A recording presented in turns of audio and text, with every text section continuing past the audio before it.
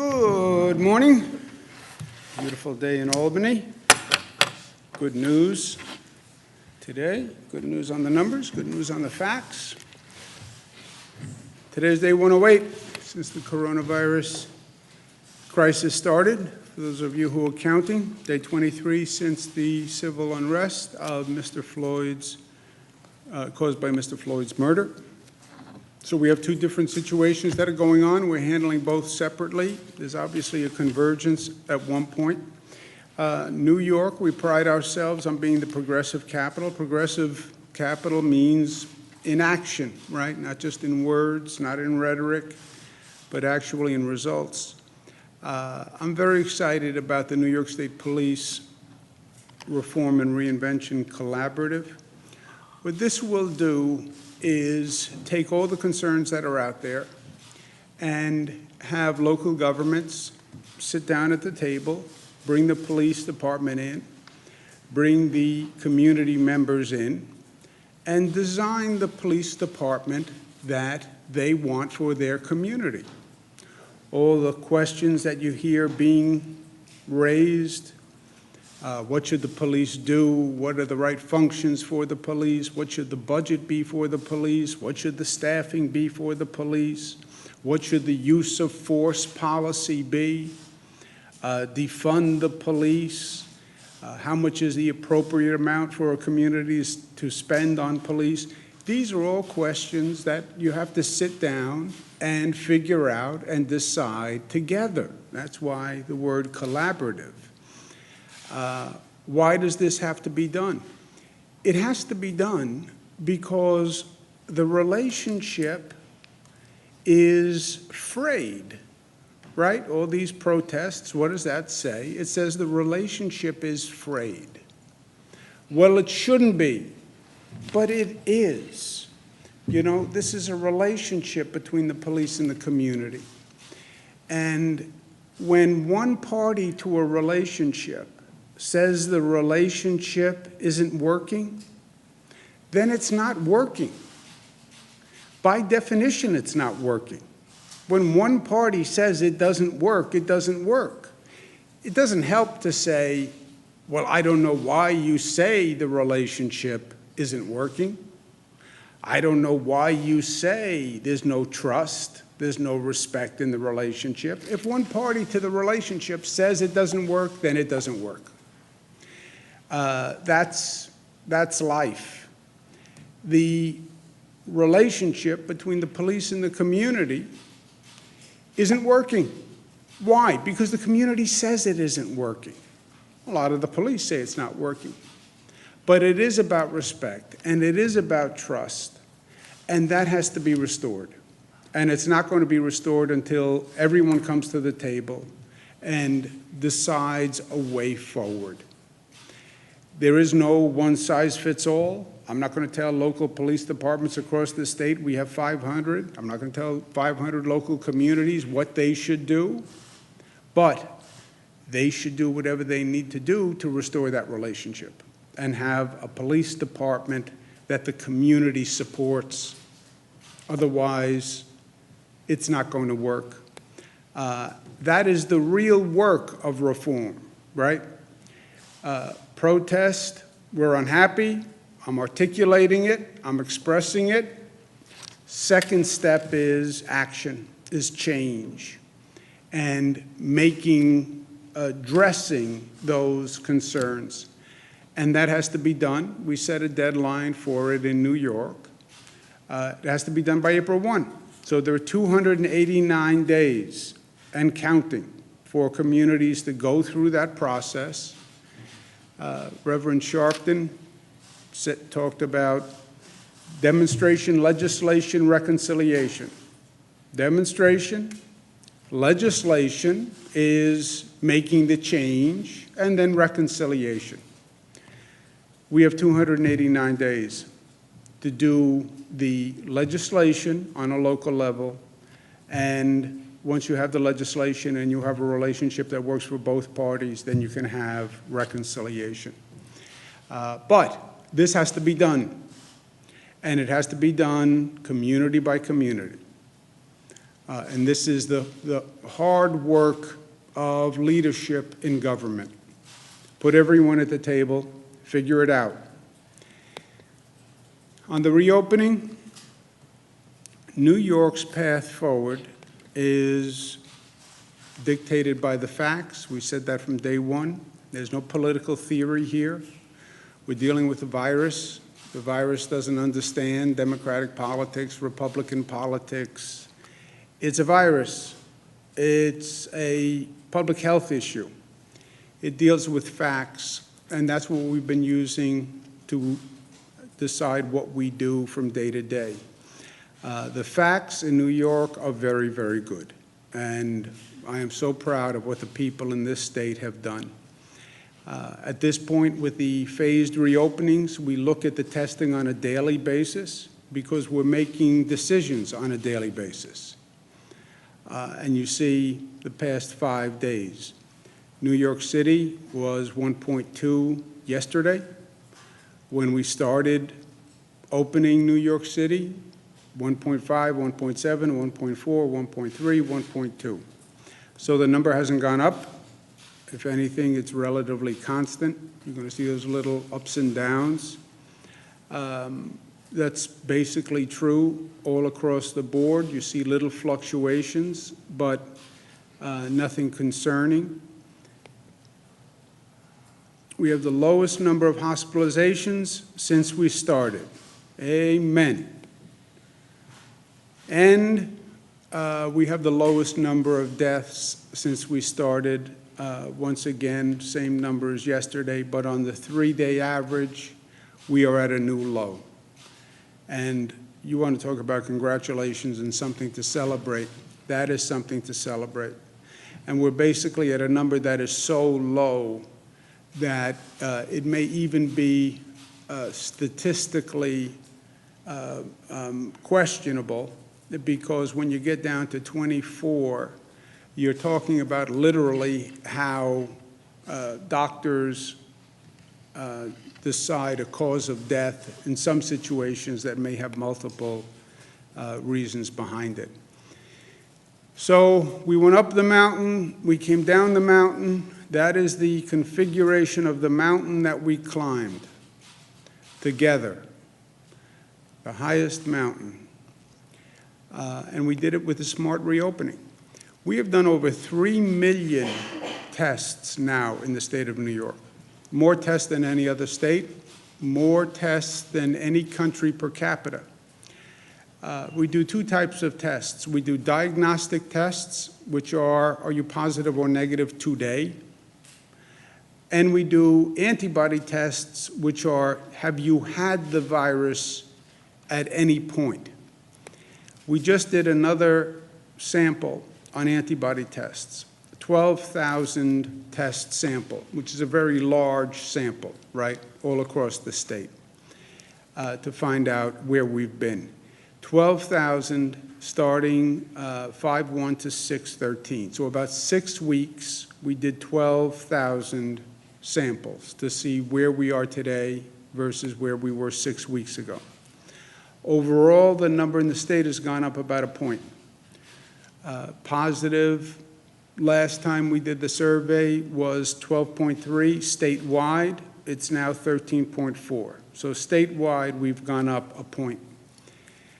New York City has gone up about 1.6%. Long Island has gone up 2.7%. Hudson Valley, basically flat. Mohawk Valley has gone up 2.8%. Western New York, down 2.8%. These numbers are telling and are significant because we watch the numbers. We watch the numbers on a day-to-day basis, but we watch them geographically also. And these are numbers that local communities should pay heed to. New York City, it's not good to see the number going up, but it's manageable. Long Island, we have to watch. Mohawk Valley, we have to watch. And congratulations, Western New York, and the other areas that actually declined. When you look at the increases by race. You see the African-American number is higher, Latino number's higher, and that's something we've been talking about. You further snapshot New York City, you can see the same basic factors and patterns in the numbers borough by borough. Bronx is up, Staten Island is down, Brooklyn is up a little bit, Queens is up a little bit. With these numbers, again, the numbers look very good. Statewide, they look very good for the regions, some areas better than others, but there's always been a variance from region to region. We're going to allow hospitals to accept visitors at their discretion. This was always a balance of public health versus the personal relationships and people who are in hospitals who desperately want to see loved ones and loved ones who want to see people in hospitals. But we're going to allow hospitals to start accepting visitors at their discretion, pursuant to state guidelines that have limited visits, PPE, temperature checks, et cetera. Obviously, we need to be careful, but we'll allow visitors in hospitals. Same thing with group homes. This Friday, the group homes can allow visitors. It is up to the discretion of the group home. They have to tell the state if they're allowing visitors. And again, they have to follow state guidelines, masks, et cetera. We've reviewed the capital region data, and we're going to go to phase 3 tomorrow in the capital region, so we're excited about that. We're excited about the U.S. Open is going to be held in Queens, August 31st to September 13th. It will be held without fans, but we can watch it on TV, and I'll take that.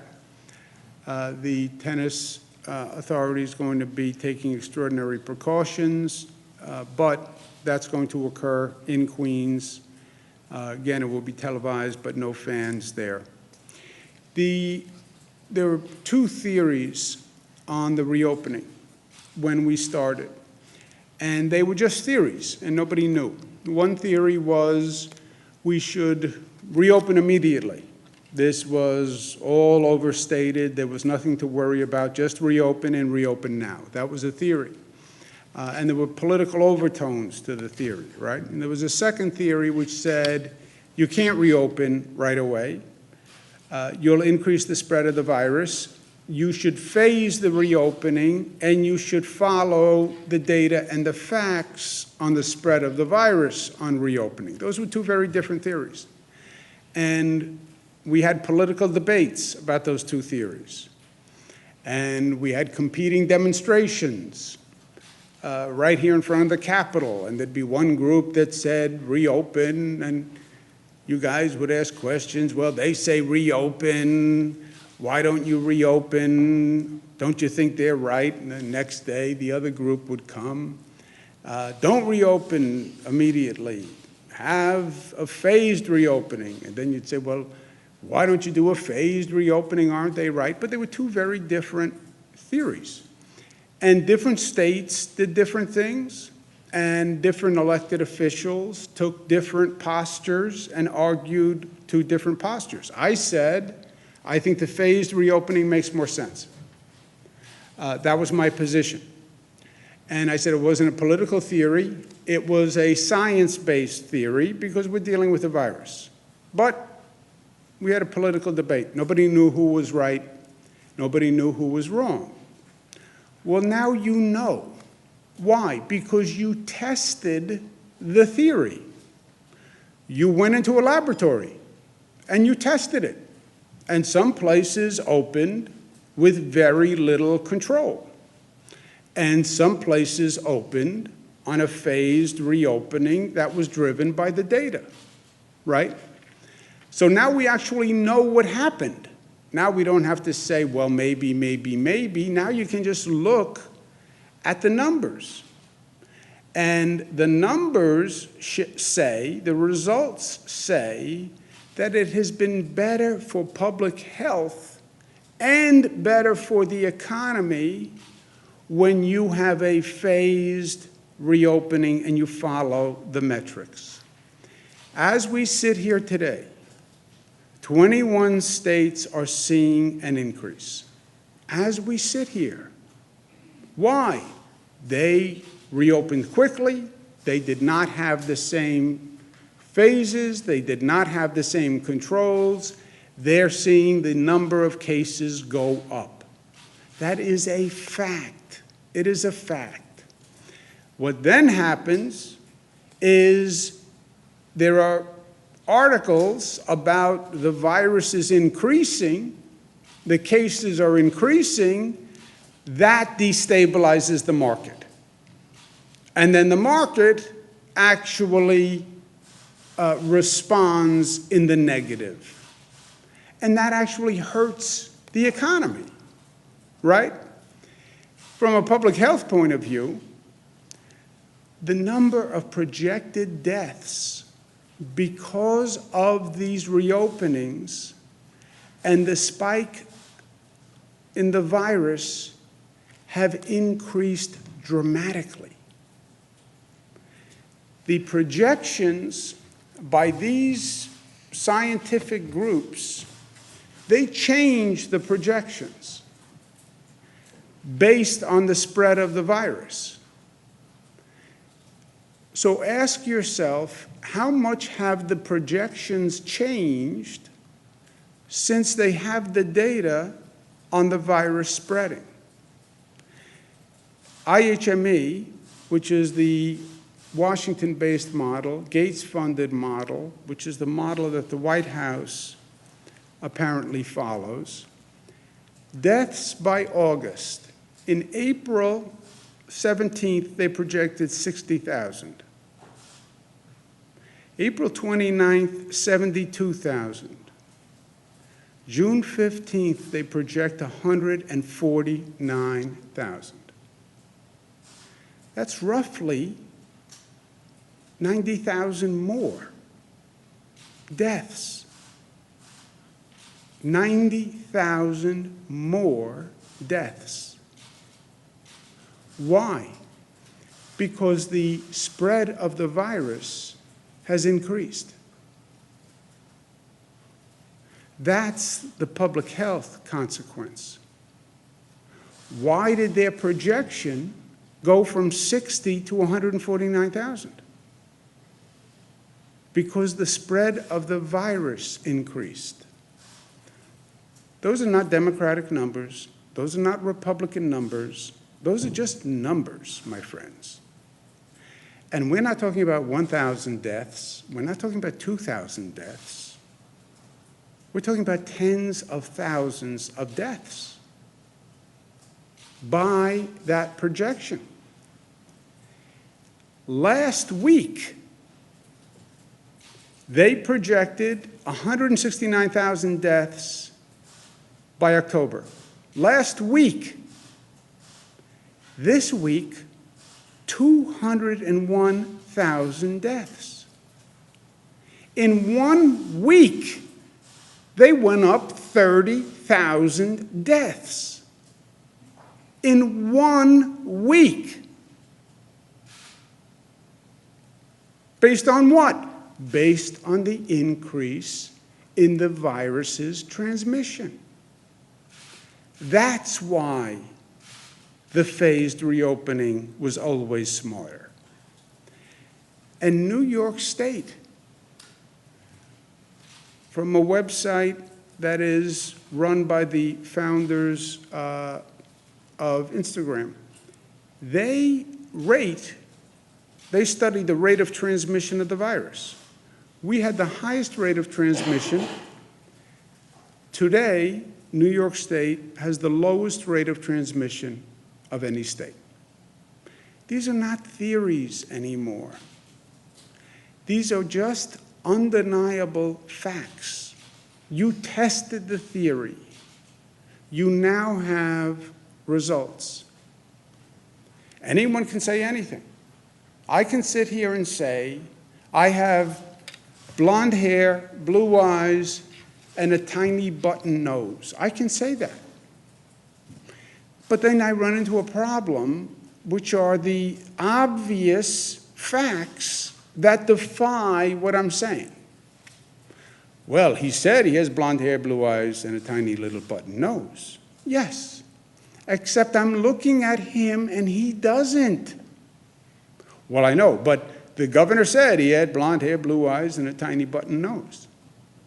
Now, you can say, governor says he has blonde hair, blue eyes, and tiny button nose. I would say you might want to add a line that says, however, he doesn't, right? So you can have a theory, but then you have facts, and these are facts. So what does it tell us in New York? Stay the course. We were right. We have the lowest rate of transmission. The phased reopening is working. Stay the course. Stay the course means you have to stay smart, and you have to stay responsible, and we all have to stay responsible. We're going to phase 3 in the capital region. Employers, be smart. Store owners, be smart. Employees, be smart. Individuals, be smart. Local governments, be smart and do your job. And to everyone, stay smart, because smart works. Smart normally works in life, by the way.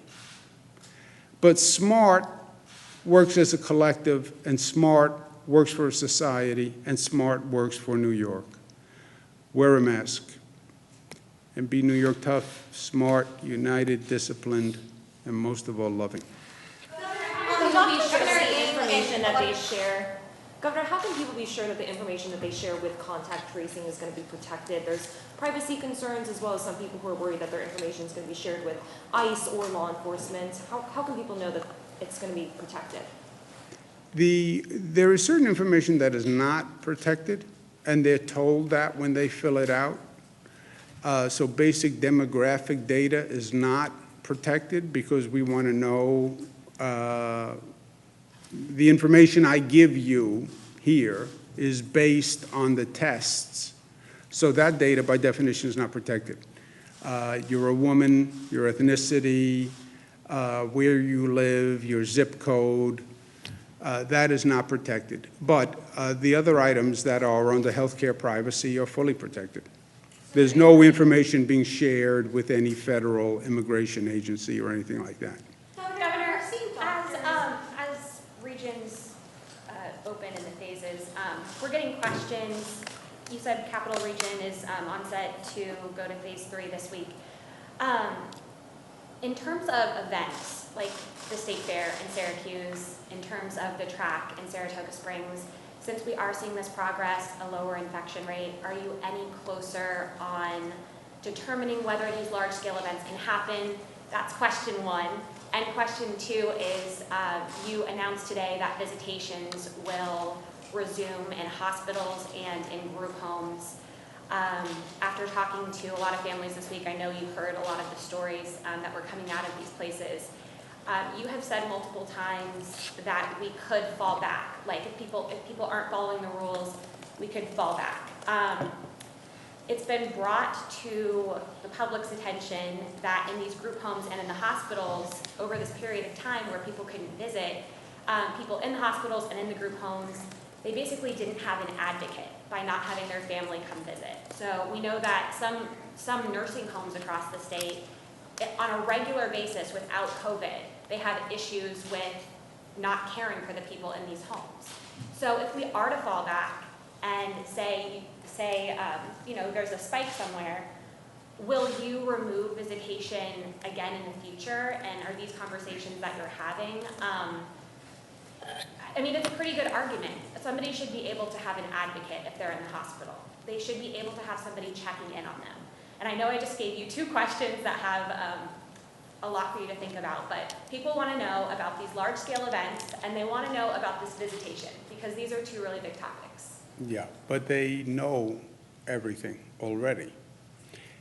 They know the phases of the reopening. They know large-scale events are the most susceptible place and most dangerous place for a viral transmission. They know we have phase 1, phase 2, phase 3, phase 4.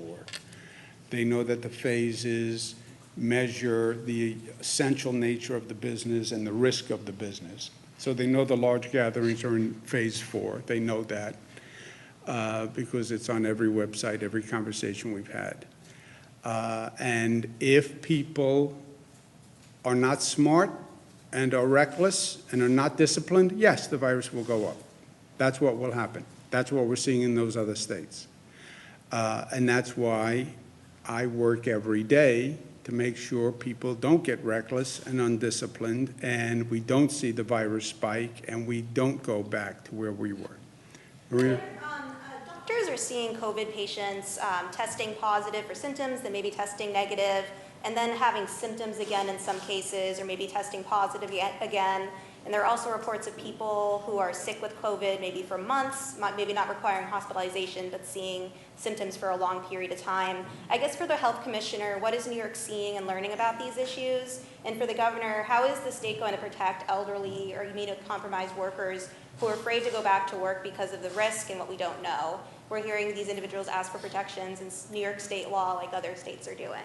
Yeah, I'll ask the doctor to chime in.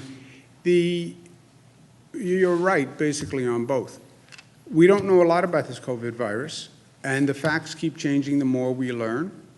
Originally, we were told if a person was infected and they had the antibodies that they couldn't be reinfected. Now they're not so sure about that.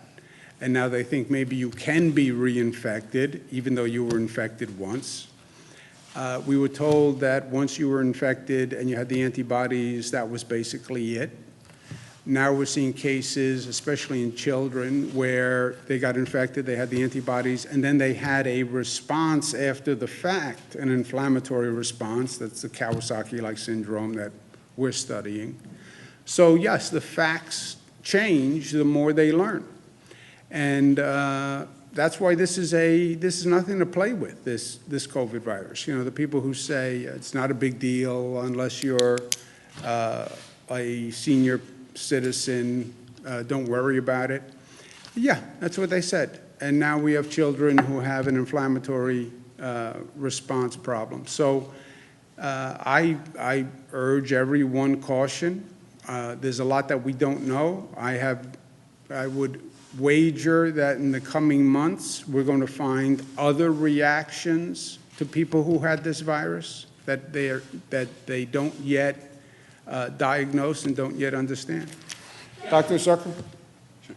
So I would add one key point here also, that the fact is that we don't know all the different effects this virus has on all different parts of the body. And when I've spoken with many of the experts, with all the different subspecialists out there, every one of them has said that they are looking within their area of expertise to see if there's anything specific about this virus and how it affects them. Yesterday I had an opportunity to talk to some of the NIH scientists about this also as well, and we're going to learn a lot more as time goes on.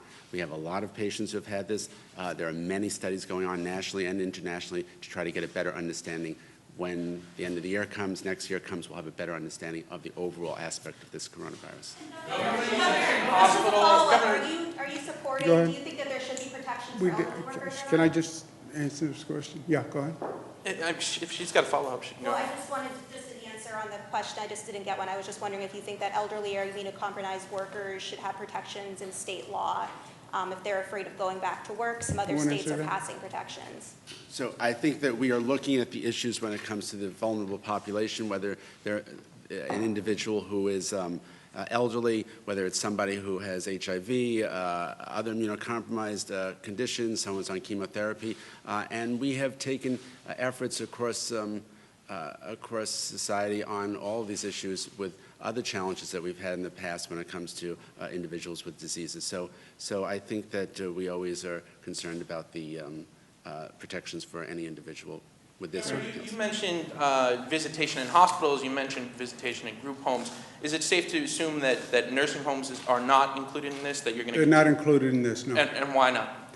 We're still studying it, there's still a high risk, and when the health department advises me that it's safe, we'll do it. I understand the demand, I understand the desire, but the health department doesn't think the reward justifies the risk at this point.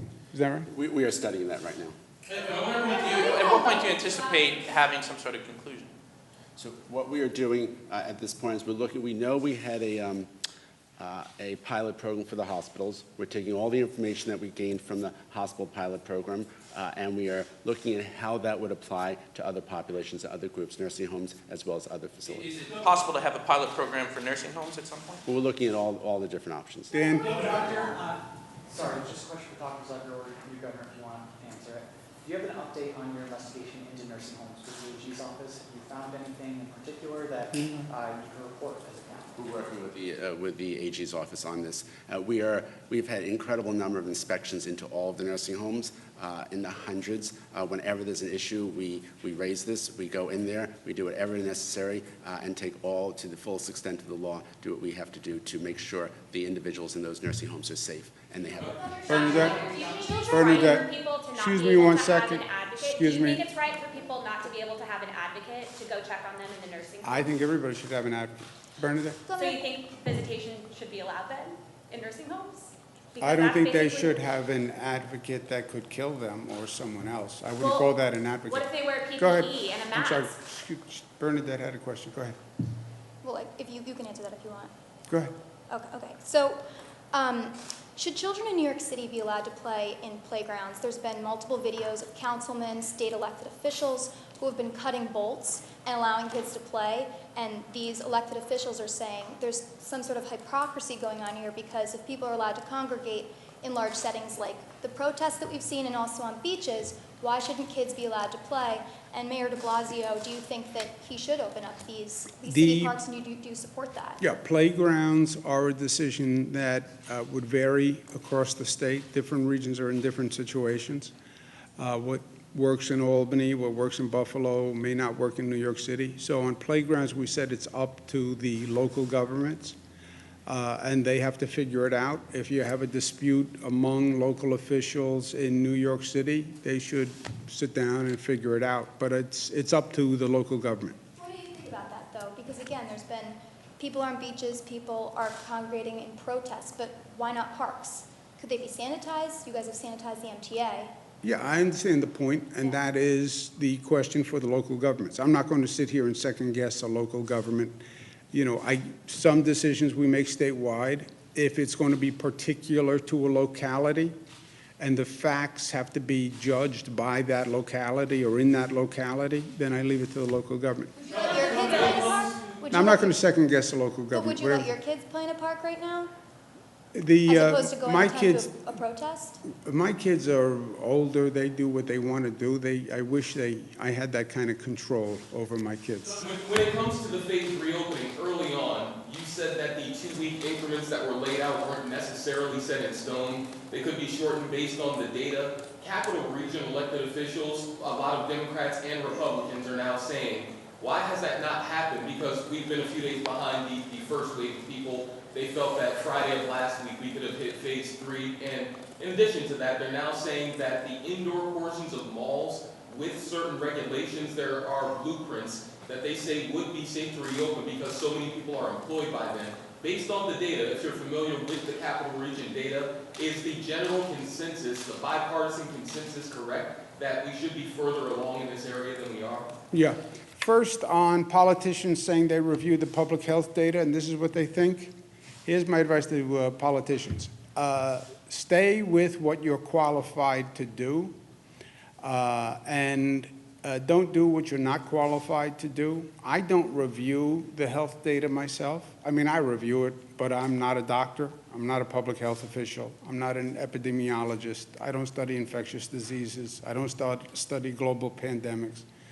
So my review of the numbers is just an amateurish review, right? I listen to the commissioner. I listen to global pandemic experts that we bring in to look at the data, and I follow their advice. So I get the politics, I get the political arguments, but this is not a political discussion. This is a public health discussion about spread of a virus. So I defer to the public health experts, and I would suggest that they do the same. I mean, everybody can have an opinion. I go to the doctor's office, they give me a diagnosis, I have my own opinion about whether or not the doctor's right, but I follow the doctor's diagnosis, I do it here. On the malls, I get their point, and we're looking at that. The big if there is if you follow the rules, right? Could you open a mall with rules that would not have gatherings in a mall? Yes, that is theoretically possible. Can you have bars and restaurants serve alcohol where people pick it up and don't congregate? Yes, that is theoretically possible. There is a big variance between what is theoretically possible and what can actually happen in reality. Well, we'll have the rules and we'll enforce the rules. Yeah, I understand that, but that's also theoretical. Don't worry, we'll enforce it, right? The area officials, though, are saying that they're listening to, in a similar way to what you do with Dr. Zucker, their Department of Health Commissioner, so they don't really have independent thoughts. They're saying this is only based on the data, and I say bipartisan because there aren't really politics involved there. It's really just about getting people back to work. Yeah, but there's politics involved in everything. When you're dealing with elected officials, you're dealing with politics, right? That's the business they are in, and I get that. But we have the best public health experts, I think, available globally, who we rely on here. I spent a lot of time talking to people literally all around the world, people who worked in China, people who worked with Italy, people who worked with South Korea, and we've introduced some of them to you. And we just follow the best medical, scientific advice that we can get. I agree with elected officials who say, I want to reopen as soon as possible. I want to reopen as soon as possible. And we are reopening as soon as possible. Possible as determined by the data. And also, the proof is in the pudding. Look at our progress. Look at how we're doing on reopening. We are exactly where we said we would be on the phases. The data is good. Our rate of transmission is the lowest in the United States, having been the highest, right? At one point, you can't argue with the results. That was my point earlier. Well, this one thinks this one thinks this one says this one says that. Yeah, I know. Now we know, because we're in the laboratory. And we saw what happened. And you have the numbers, and you can study it. And we were right to do it by the numbers. And we're still doing it by the numbers, as reviewed and determined by the leading international public health experts. And that's what we'll continue to do. I would like it to open faster than they would like it to open, because we have this as a statewide consequence. Our budget gets worse every day that we don't open. So no one is more aggressive than I am, but I'm not foolish either, right? It's aggressive, but not foolish. Let's take one more. Minority Leader Flanagan announced that he is resigning effective June 28th. Have you spoken with him, and what are your thoughts on that? I wish him well. I did a lot of work with him. He was Senate leader, and we did a lot of work, a lot of budgets together, passed a lot of good laws. I wish him well. I understand he's going to open a new chapter in life, and I wish him well. Thank you, guys. Thank you very much.